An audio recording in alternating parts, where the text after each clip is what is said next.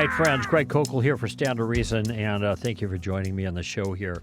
Just a reminder, we have one more week left to be one of the 100, okay? We've had a great month so far. We've been praying it up, and we've had lots of people respond. I actually don't know what the tally is at this point, but I just want you to put us over the top, all right?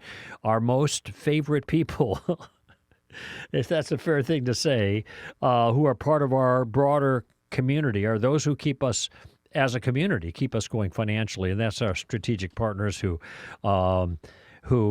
send a gift, special friends who support STR with a gift. That's an automatic gift. It just comes out automatically, EFT or whatever. That just represents the foundation financially for us at Stand to Reason. Our wonderful strategic partners, you hear from them on a regular basis because they call in and identify themselves as such. And I'm always taken with the fact that the strategic partners seem so happy that they're strategic partners. That's great.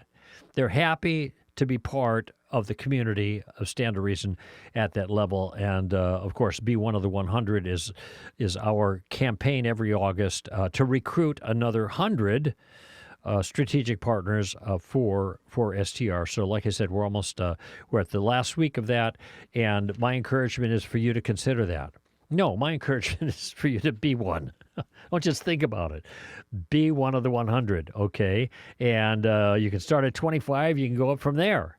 You know, it's up to you. And as an added incentive or as kind of a thank you, however you want to put it, I'm going to send you two special gifts.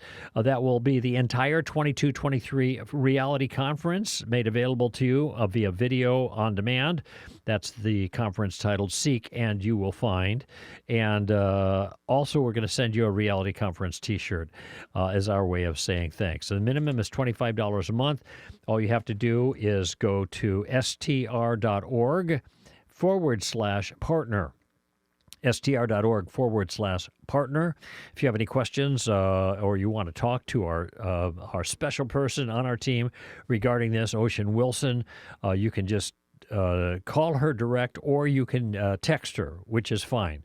Either way, here's her number, 562-595-7333. That's 562-595-7333. You want to send an email, ocean@str.org.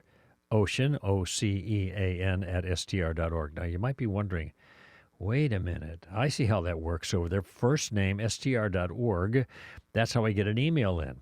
Just telling you something, if you type in Greg at str.org, it's not going to go to me. All right, just so you know. Oh, really? The 562? Oh, that's right, it is. Okay, you can't text 562-597-333. That's not Ocean's number. That's the office number. But you can call that to get more information. Thank you for that clarification. But you can email ocean@str.org. Ocean@str.org. All right? You can't email me at Greg or Gregory or Gregory Paul @str.org. It's not going to work. All right. And thank you for considering that challenge there. Be one of the 100. All right, let's go to northern Utah, and this is Lane. Hello, Lane. Welcome to Stand to Reason. Hi, Greg. Thanks for taking my call. Hey, let me just echo your call for people to be a strategic partner. Oh, good. I came on board last year, and it's just a joy to be able to be a part of that. The mailings, the STRU courses, podcasts, all of that stuff. Is just amazing and invaluable to strengthening belief. So thank you. You're so welcome. Just out of curiosity, did you come on last year during the August campaign or just sometime last year? No, I did during the campaign. Oh, good. Well, that's great. Thank you so much for that encouragement, Lane. Hopefully can make it to a reality one day. But that would be great too. Well, you're in northern Utah. I guess you're kind of a long way from any place, right? Unless you get on a plane. Yeah, a little bit. But All that's right. Okay. We'll still work on it. Glad to take your call, though. What's up? So my question today has to do with the overseer or elder qualifications that Paul shares in 1 Timothy and in Titus. The church that I attend and where I do serve as an overseer, we've been blessed with growth of about 20% in the last year. Oh, great. And so we're looking to bring aboard more overseers, and our pastor has asked us to look into these passages again. So I have basically two main questions, and would love to hear how you've come to understand those passages. The Okay. first one is, do you think Paul is giving an exhaustive list of qualifications that all have to be met, or is he using these examples of character traits to suggest the kind of person that might be considered as an overseer? And the second question is, what's your understanding of the text that's translated that an elder or an overseer must be the husband of one wife or faithful to his wife? Right. Knowing with brings up the question of an elder being Divorced. Potential of divorced or even remarried in a God-honoring marriage or widowed, those types of things. Right. Well, the second one is harder than the first. And when I saw your question, I know the two passages, the First Timothy passage and the Titus passage, has these qualifications, and I don't have time to do it now, but I just wondered, is the list of qualifications in both letters the same, or largely the same?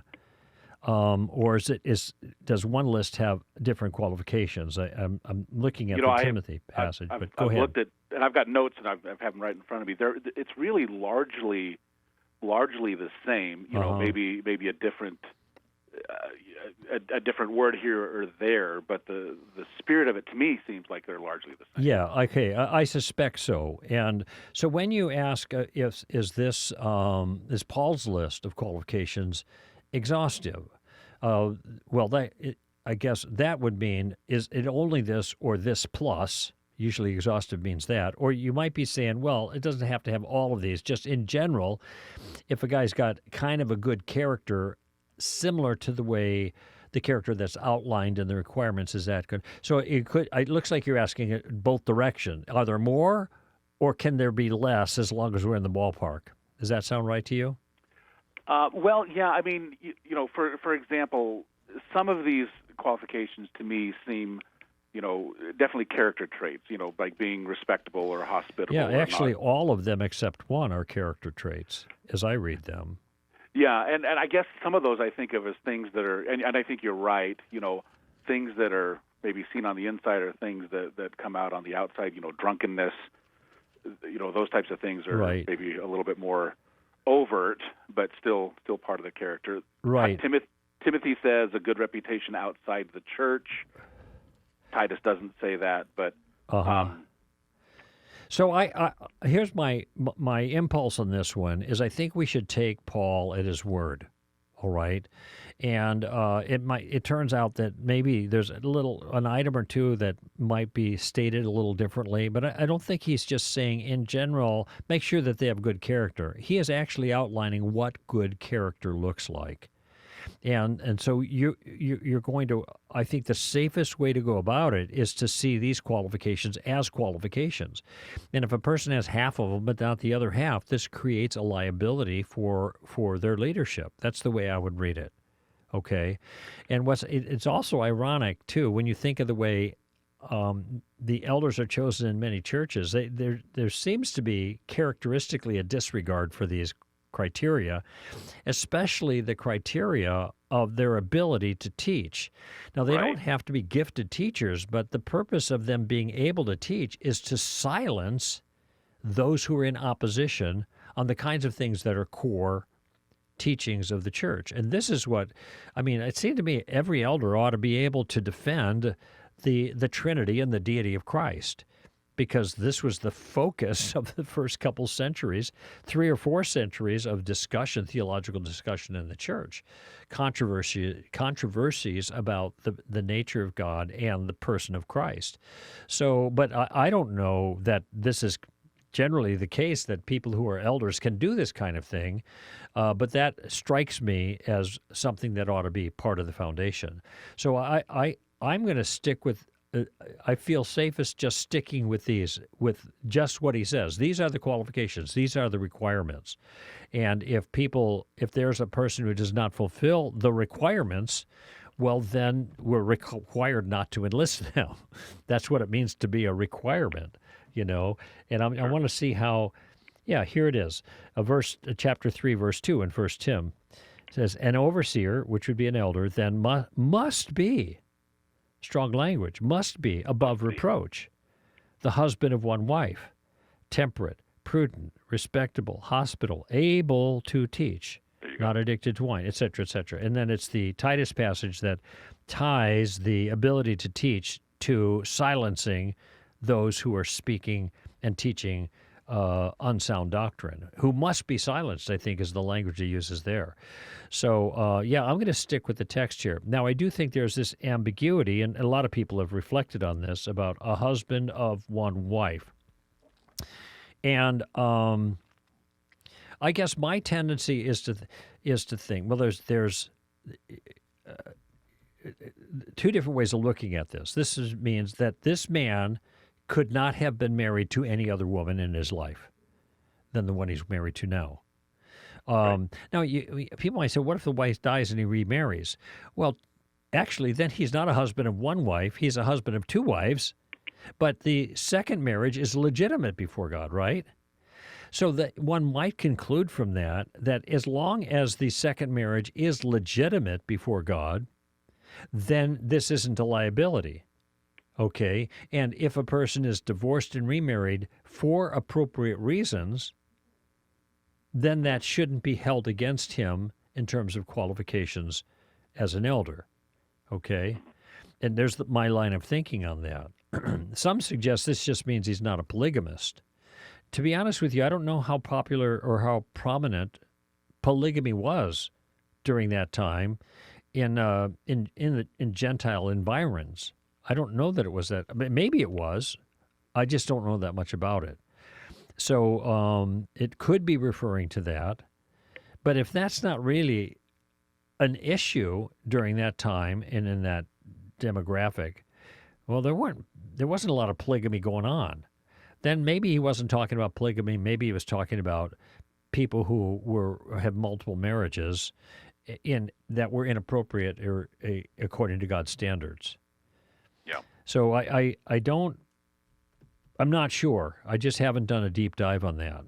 But my inclination is to think that a person who is a widower who gets remarried certainly isn't restrained, even though technically he's been married to more than one woman, because his wife died, and so he is free to remarry. Well, if that's the case, then anyone who is divorced and is free to remarry given the conditions of the divorce, that person should also be open to consideration as an elder and not penalized. Okay. Would you say that if a divorce happens for non-biblical reasons, does that bring a different perspective in? Well, there's a question about, and I think a legitimate question about what counts as a biblical reason. Now, some are obvious, it seems. For example, lack of chastity in a marriage, breaking of the marriage vows in a sexual relationship. This seems to be an exception. Jesus talked about that. We see Paul in 1 Corinthians 7, I believe, as he talks about marriage, and he said, look, if the unbelieving spouse leaves, then you are not under obligation or something that the Lord has called us to peace or whatever. And it seems to me that in that situation, that Christian is free to remarry. Okay, but then there's an interesting little book about marriage and or I should say divorce and remarriage by Wayne Grudem. And he says, the wording of that passage actually leaves some other options open, it seems. There's certain kinds of things that may be legitimate, and this also seems to comport with common sense.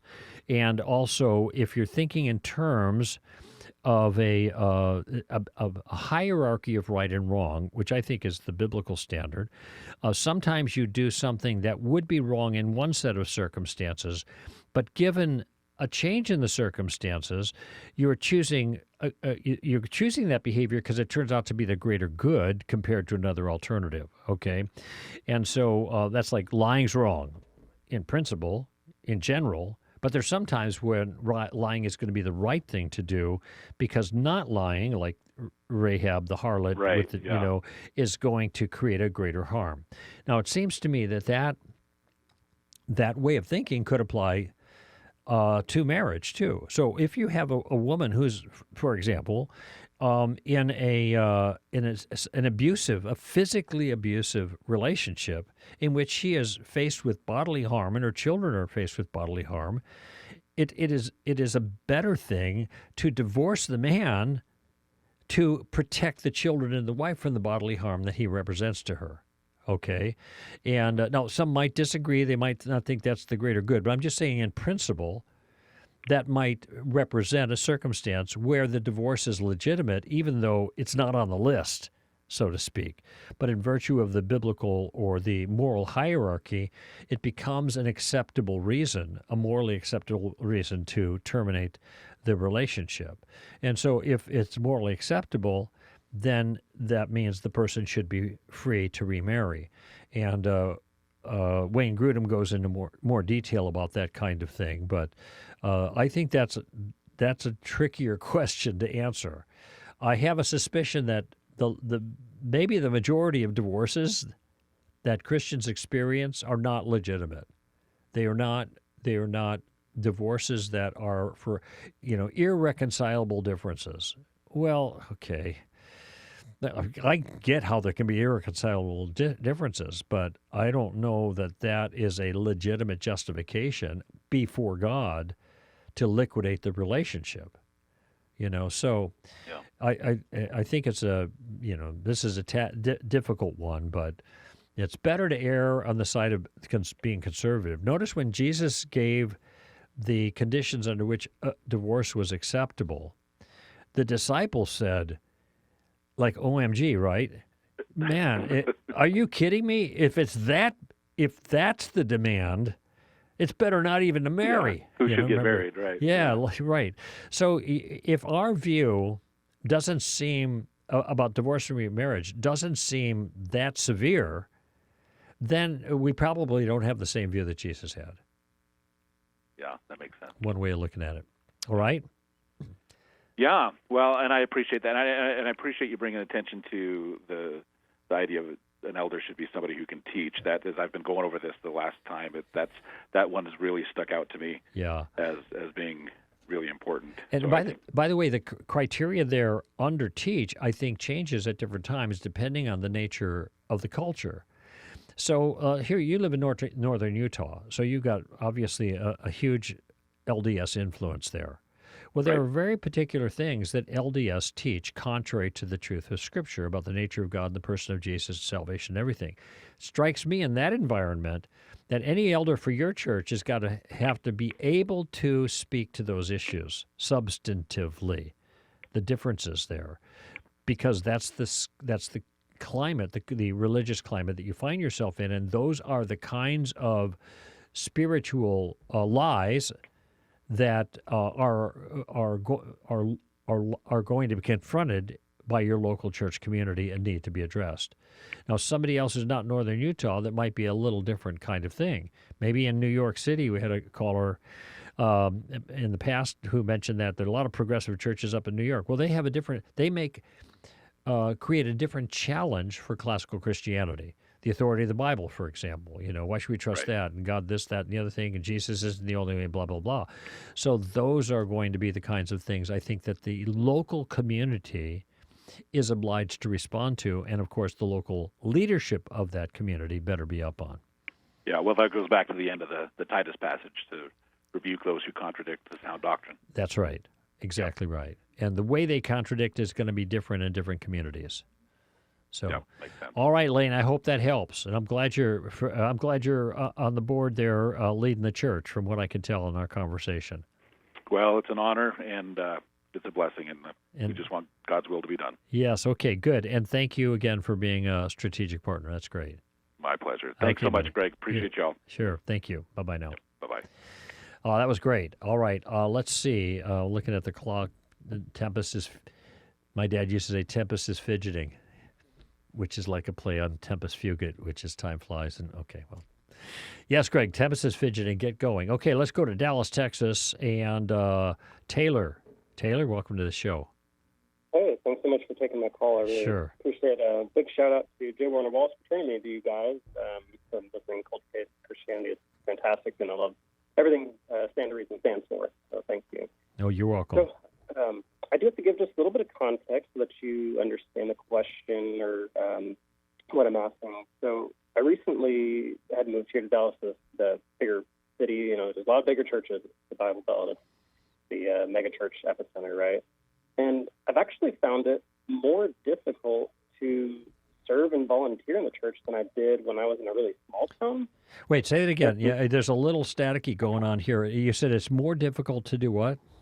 Yeah, I found it more difficult to serve and volunteer in churches here than I did when I was living in a small town. You mean they're making it difficult for you to serve as a volunteer because what, some requirements or criteria they have that maybe you don't fill? Right, exactly. And so what I'm looking for is kind of your commentary on the inner workings of the vetting process of church leadership. You know, anything from being a pastor down to just a volunteer. And then the second piece of that is, you know, in light of the just endless amount of pastors that have been stepping down due to, you know, whether it's misconduct or alcohol or other problems, are we seeing that as a result of individual sin or modern church systemic failure? Say that last line again. In light of all these that are stepping down for these different reasons. Yeah, so stepping down due to like misconduct or other issues, legal issues, you know, are we seeing that as a result of just individual sin or failure of modern church systems? Yeah, well, with regards to the volunteer thing, look, we had a last call that was talking about what are the requirements for elders. Those are leaders of the church. Okay, those are requirements in my view. The elder must be, all right. Now, when you have people that are volunteering, I do not think that the standards for elders are requirements, but they're not bad to go by when you're trying to assess people in leadership. Keep in mind, by the way, and this is like in Acts 8 or whatever, or maybe 7, it's when they're choosing the deacons, what came to be called deacons, right? Those guys to help arrange for the food to be distributed more equitably there among the widows. And, you know, that's kind of a menial job in a certain sense. But Peter said, the disciples said, hey, choose among yourself men filled with the Holy Spirit. So they're already identifying even a menial job that there's got to be kind of a certain level of spirituality that's manifest in their lives if they're going to be serving even in that capacity. Now, of course, in 1 Timothy chapter 3, Paul addresses the issue of deacons a little bit more detailed and offers more criterion for deacons, which is a little different than for elders. But nevertheless, it's clear that people who are serving in some capacity need to be the kind of people that are good examples to those around them. And certainly not living in any kind, have some serious sin problem in their life, and this can be manifest in different ways, whether it's kind of secret sexual sin or they're just, sometimes people are serving, they're just hard to get along with. And they're bombastic or they're rude or they're egotistical or whatever. And, you know, it strikes me that it doesn't take a lot of insight to be able to think, okay, this isn't somebody that we want representing our church. Now, it doesn't mean they have to be morally perfect, and everybody's kind of in a process. And when you start out volunteering somewhere, this is the context in which some of these character problems begin to be addressed. All right, but I think that care needs to be given. It isn't, well, whatever, whoever. If it turns out that there are problems with personality and character and stuff like that, people are troublemakers, they got an ego problem, they're prima donnas, why does anybody want to work with somebody like that? Why do we want somebody like that being represented as a leader in some measure in our church? Now, again, we're not asking for moral perfection here, obviously, and sometimes we are taking people under our wing with the goal of helping them serve and be discipled by us out of some of these character problems. But I think it has to be a consideration. And a lot depends on the role in which they're operating. So, I mean, I've had people talk to me, I don't know, on the air or even privately. We have somebody in our church that's leading the group, the youth, and they're like LGBTQ pro. They're pro that stuff. Well, to me, that's off the reservation. If they are promoting the gay lesbian cause inside the church to the young people who are already vulnerable to think in a worldly way about that rather than a biblical way, this is not the person you want. They may be wonderful people in all kinds of ways, but if this is their theological view, that they're in one way or another influencing the young regarding, that's off the reservation, especially for that role in leadership in the church, even at a moderate level. This is not a good situation. So I don't know if that helps with the question that you have, but... Yeah, I think so. I mean, I could use a little bit more, I think, on what inner workings would be. So to give it a little bit more, basically I work in finance, and from a Christian perspective, and they're holding a finance program, and they really were turning down anybody that was outside of what they would consider their inner circle. Okay, so well, they're turning people down that are not in their inner circle. So that's a person. That's a whole different kind of a problem, and it's not. Look, at being in the inner circle has an advantage if it gives visibility to someone of the other person's character, right, and the way they live and all that. But it almost is a kind of nepotism. And nepotism is, when you're like all the same family members, the dad and the mom and the brother and the sister and the uncle, and all of these guys are kind of all of a sudden they're the ones who are getting the jobs. In this case, it's not strictly nepotism, but it's nepotistic. It's a good old boys club kind of thing. It's only the ones who are on the in group that are getting the choice jobs here. That's also a problem as well, it seems to me. So it's of a different order. But it doesn't reflect, I think, well upon the leadership that is making those kinds of decisions. So that's a little bit different kind of a problem. Yeah, and somebody had made a comment, to paraphrase, something along the lines of, a lot of these bigger churches may tally attendance, or maybe they're tallying tithes, or are you hosting a small group and that sort of thing. Is that something that you really see in church leadership, that they're tallying those things? It might be, hosting a small group might be a way of getting a sense of how committed a person is and what their convictions theologically happen to be. So I don't think there's anything wrong with that. That's like a feather in their cap, so to speak. So if you want to be, and actually I've been involved with churches where this was the kind of the path to leadership. If you want to be part of our church and you have some leadership capability, some pastoral, then you take a small group and start leading it. And that's where we're going to begin to disciple you into some leadership, more leadership roles. So it's like you're faithful in smaller things, then you're given bigger things. So I'm not against that in principle, but it could be a way that you kind of get somebody going.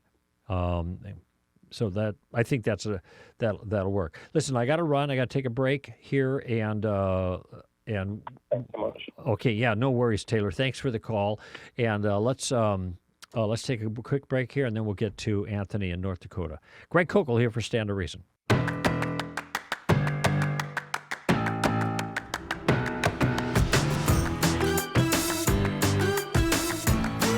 All right, moving right along here, our final segment in this hour, and let's go to Anthony in Upham, North Dakota. How far north is Upham in North Dakota, Anthony? Hello? Okay. As the crow flies? As the crow flies from Canada. Well, I guess so. I'm just thinking of its relative position in the state. So I don't know if the crow has anything to do with that. But is it way north? Like, are you up near Canada? Yeah, it is. It's about probably 25 miles as the crow flies from the border. I gotcha. Okay, that's good. All right. So what's on your mind, Anthony? So I'm trying to understand a little more about what speaking in tongues is. Yeah. And I trying to get the claim straight before I go investigate, is this scriptural? And so I guess my question is, it's kind of long, but is the claim of charismatics that tongues is speaking in a known language in existence that the speaker never learned, such as like Arabic or Vietnamese or some other language? Or is the claim that they are speaking in an unrecognizable or unknown manner until interpreted, say, with someone who has the gift of interpretation? Right. Well, that's a good question, but it's curious that there was a period of time right after I became a Christian where this was like the hot topic. Everybody was talking about this all the time. The charismatic renewal was in play, et cetera, et cetera. I don't get these questions too often, but the simple answer to your question, it may lead to more, but what charismatics understand speaking in tongues to entail is not that it means speaking in a language that an actual language that exists somewhere in the world, but that person doesn't have a natural knowledge of. But rather, it is I guess the way Paul characterizes it, and he might be speaking hyperbolically here in 1 Corinthians 13, is that whether I speak of tongues of men or of angels, I do not have love, then, I'm a clanging gong, whatever. And also in chapter 14, the description of the proper exercise of tongues, that Paul makes the point that if you're not careful how you do this, it's gonna sound like you're just babbling and speaking nonsense. Now, I think if tongues were a genuine language that people knew, and a visitor comes in and hears people who are Romans speaking Arabic or something like that, they're just gonna think, oh, this is a foreign group. They're speaking a different language. But instead, Paul says they're going to think that you're a little bit crazy. I don't know his exact wording, but and that suggests that what's being heard is not anything recognizable to anybody. Okay, and the antidote, as Paul puts it, is to have an interpreter, not a translator, but an interpreter. Okay, and that takes a special gift. It isn't someone who knows that natural language, but somebody who has the gift of interpretation, so they can tell you what that tongue means. Now, I'll just tell you for myself, though I don't have.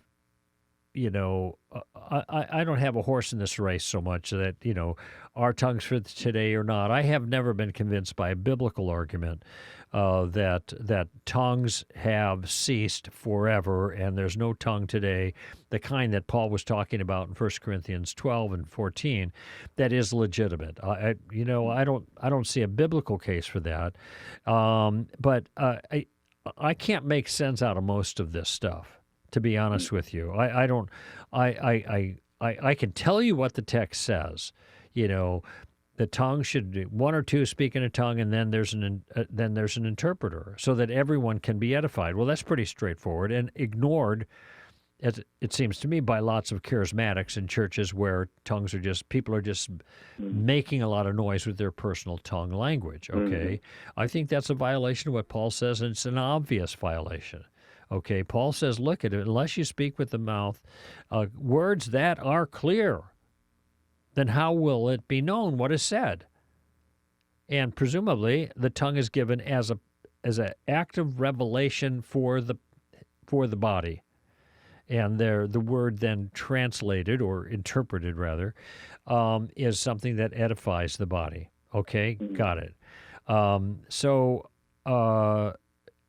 And what's interesting, too, in the book of Acts, chapter 2, when the apostles are speaking in tongues, the Holy Spirit descends, they spill out of the upper room into that community where all these people are gathered from all these other nations, and they have tongues of fire on their head, and they are speaking in other tongues. Now, the Greek word is other languages.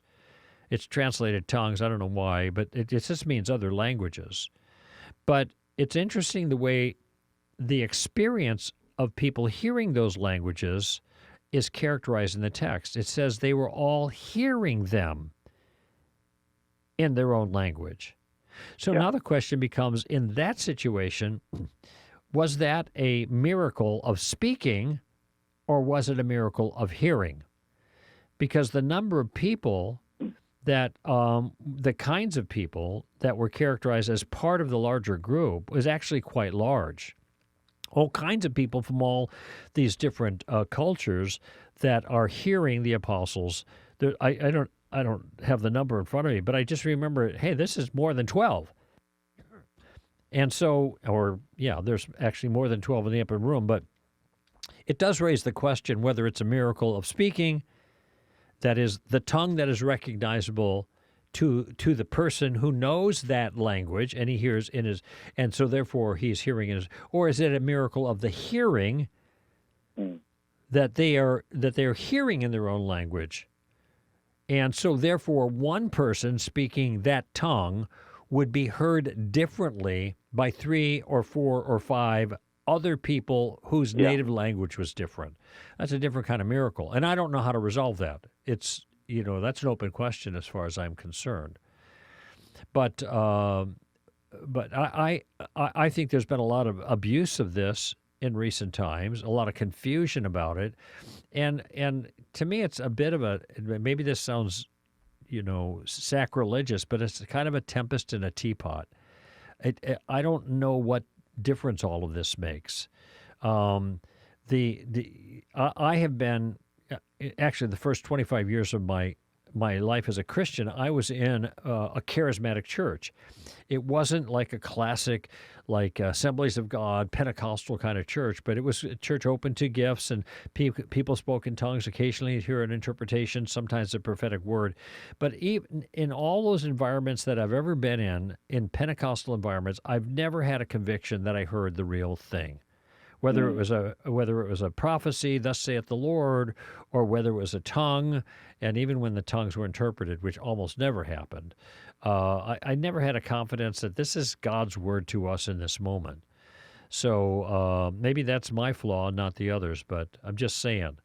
To me, like Paul said, better 5 words spoken, in a language you could understand than 1,000 words spoken in a tongue. He says something like that, I think, in 1 Corinthians 14. And so that's kind of my approach to this. I don't worry about that issue at all. Sure. Does that help with your concern?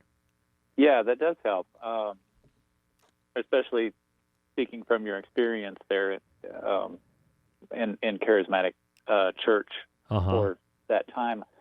I heard, I guess what really got me thinking about this was that I had a friend, and he spoke in tongues, and it was recorded, and then someone came along and interpreted, and the ratio of what was spoken to what was interpreted was kind of off. It was like small amount of the tongues and then a lot of the interpretation. Right. And it almost sounded like it was in a pattern of a language that had a structure to it. Like maybe this person had learned to repeat this phrase in a different language, and this other person was interpreting. And I hope that's not the case, but it just made me wonder. Yeah, I don't know what to say about that. I just don't know. It's just one of those areas where, like I said, I somewhat of a tempest in a teapot. It doesn't seem to make much difference anymore. You have lots of people speaking God's word clearly from His word, and lots of teaching. And I don't know, the times when I've seen this kind of stuff in play, it's usually created a problem, an excess, something more extreme. So that's why I just kind of stepped away from that. I think God's word is adequate for what we need. For the word of God, I should say, I started quoting the Hebrews passage, but I meant the 2 Timothy 3, for all the graphe, all the scriptures God breathed, and profitable for teaching, for correction, for training in righteousness, that the man of God may be adequate and complete for every good work. So whatever happened 2,000 years ago, what we have now seems, according to Paul, to be adequate for development of godliness. And that's part of the argument of those people who are cessationists, too. We've got the Word of God. We don't need this other stuff. But that's not my argument, but I think on a practical basis, I just don't see how that is very helpful in the life of the church right now. All right? Thank you. Okay, Anthony, I appreciate your call. Thanks for bringing that issue up. We've got time enough, I think. Yeah, we do. For, say, an open mic call, and of course, these are calls that people use or send us. They go online to our website, and then they leave their question there. And if you want to do that, homepage, the homepage is the location. You go to homepage, and you go to podcasts, and then to live podcasts, and follow the prompts, and we'll be able to hear what you have to say there. And we have, I'm looking at this one here, Katie. Katie has a question about morality, one of my favorite conversations and or issues or topics. So let's hear what Katie Claessens has to say. Katie? Okay, so my question is about morality, and you've answered lots of different questions about morality that dance around this, and I think they're all amazing. But this is one I hadn't anticipated from one of my agnostic friends, and he basically made the point that human flourishing is where morality comes from, the need for human flourishing. And when I use some of the same responses that you have to that, his outlook on it is that different societies throughout history have decided what is morally good and what is not. And the only reason there is an obligation to what we've decided is morally good and what is not is the consequences of it. Like, our society says you're not allowed to murder. And if you do murder, this is what the consequence is. And what his point was is that the only reason societies throughout history have ever felt an obligation to not go against what society has decided is morally good is because there will be a consequence for it. And the consequence is in order to try to deter people from actions that would take away what the majority has decided is best for human flourishing in their society. And that is the reason, as far as he's concerned, that there's no need for a God, because he believes that human flourishing is the reason for morality, and it's subjective based on that society's definition of flourishing. And the only reason there's an obligation to it is that there's a consequence that they will impose if you don't hold to it. So what do you think of that? Yeah, it's so nicely put the way you described it, Katie. But you put it so clearly that it seems the problems with it should also be obvious when you think about it. The way you ended was the only real issue is that each society differs as to what flourishing looks like, and therefore what right and wrong amount to is just a localized assessment of behavior in light of that society's sense of flourishing. And the very first thing that I wrote down when you started asking your question is the word human flourishing, because on the one hand, this way of looking at ethics requires human flourishing as its ground. But then the admission towards the end, according to this friend, the agnostic you're talking to, that the idea of human flourishing is completely subjective to a particular culture. So one of the liabilities, and the atheist Sam Harris, I think, makes this mistake when he talks about morality is about human flourishing. And so as long as it's about human flourishing, we can come up with objective standards to help humans flourish, and we don't need God. Science can tell us that. The problem, of course, is the definition of human flourishing is going to differ with different people. So what is human flourishing? The notion of flourishing is itself morally laden. So you can't have a notion of human flourishing without presuming certain moral goods that are reflected as human flourishing, okay? So, for example, human flourishing is freedom, not bondage. Oh, well, everybody sees that freedom helps us to flourish. Okay, but then that's on one person's view, that flourishing is freedom. Okay, maybe a lot of people think that's the case, but despots don't think that's the case.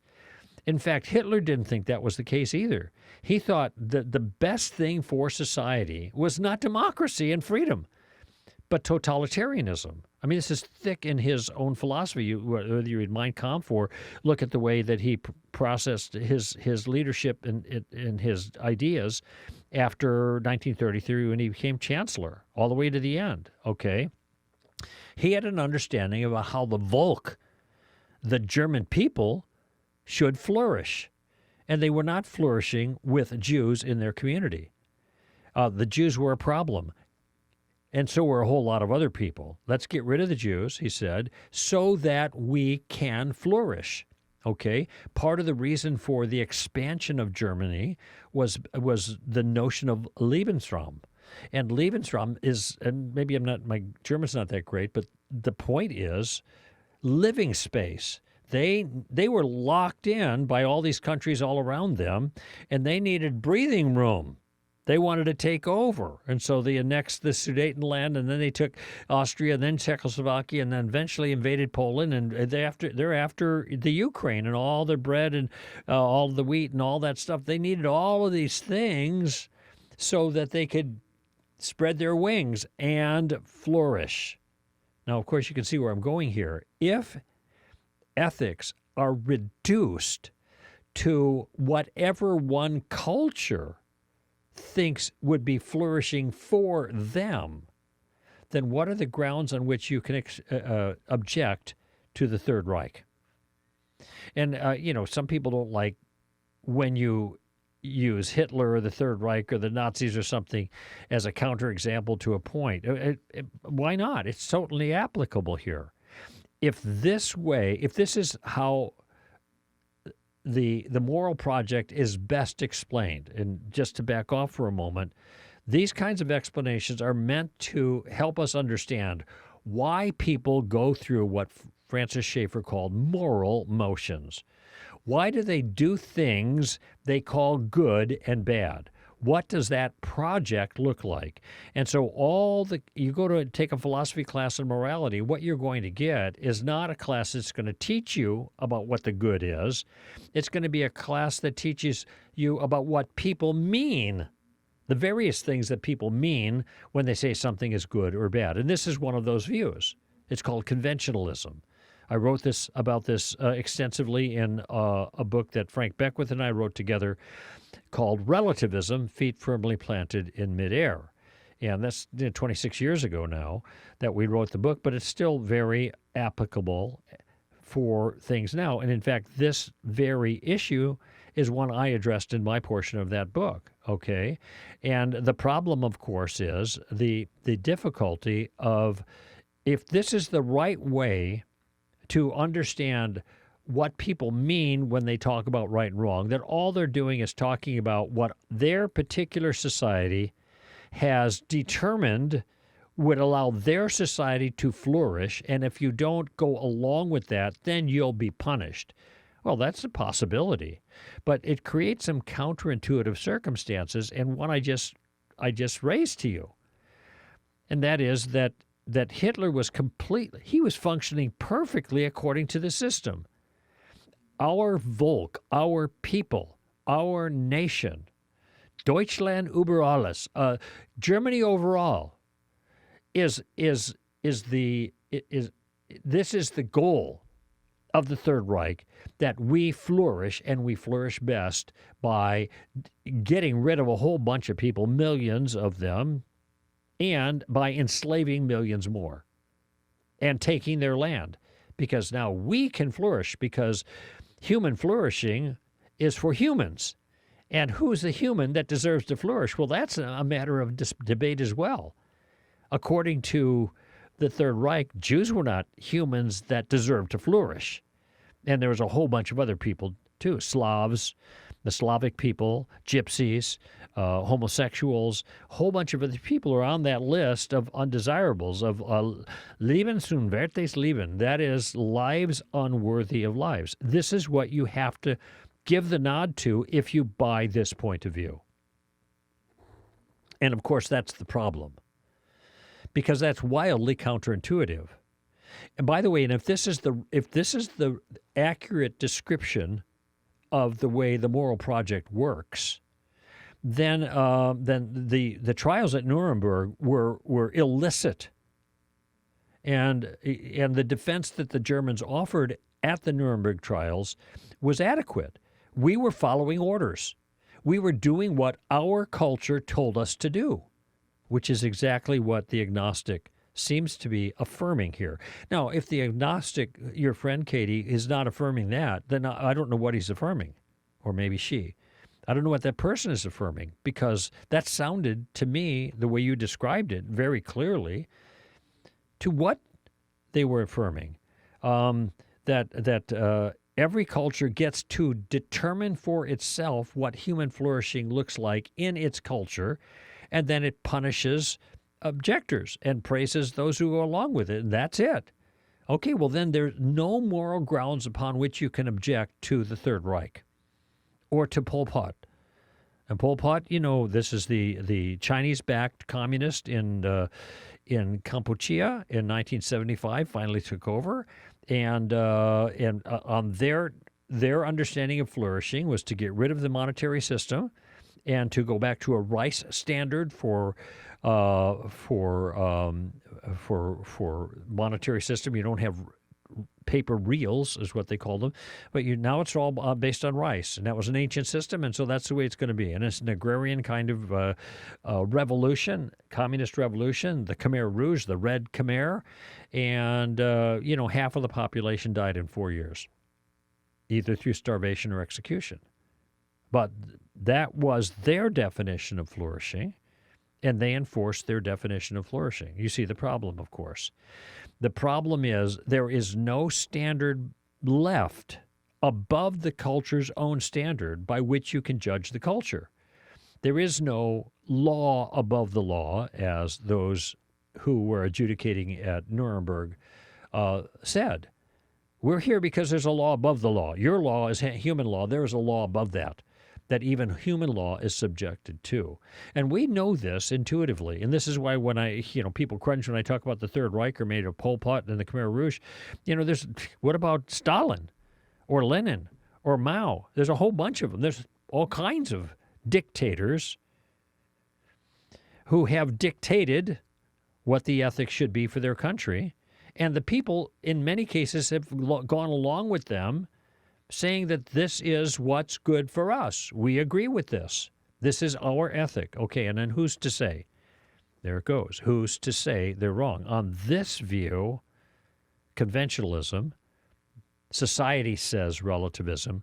It's society who says, and that's as far as you can take it.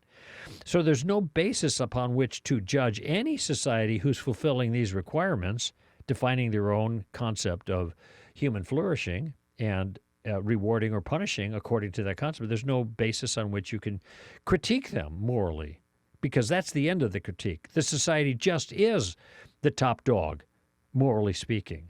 And that's the way it's declared to be so. And it also raises the question of the moral reformer.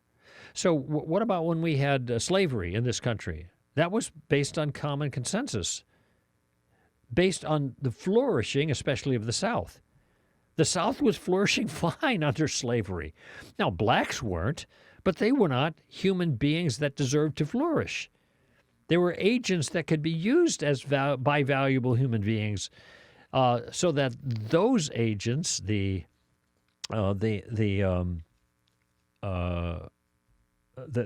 landowners and stuff in the South, could flourish with blacks under that yoke. Okay. So what's the basis for complaint about that?